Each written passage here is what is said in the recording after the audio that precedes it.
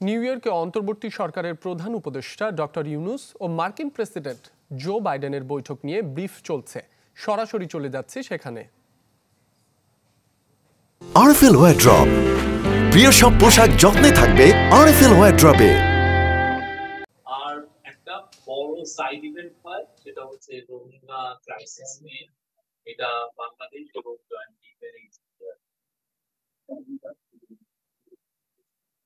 এরা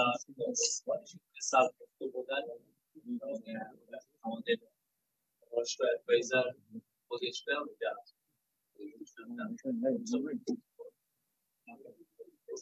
আমরা মনে করি যে আজকে মানে বাংলাদেশের খুবই সাকসেসফুল ক্ষেত্রে আপনারা জানেন যে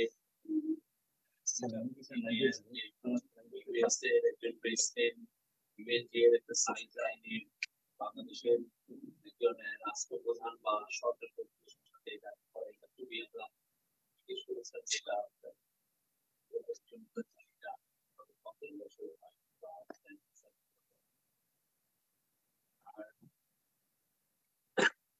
মিলনের সাথে তার মূল বক্তব্য আলোচনাটা ছিল মাইগ্রেশনটা নিয়ে।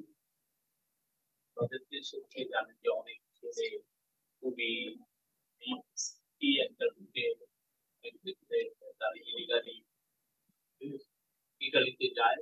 তো উনি চাচ্ছিলেন স্যার এই বিষয়ে আলোচনা করেছেন এবং বলেছেন যে কিভাবে এটাকে লিগালি আরো অনেক বেশি বাংলাদেশ কিভাবে ইতালিতে যেতে পারে, এই পথটা কতটা সুপ্রস্ত করা যায়, এটা নিয়ে পুরো আলোচনাটাই মূলত ছিল এই বিষয়ে। মিলনই বাংলাদেশের গভর্নমেন্টের সাপোর্ট জানিয়েছে।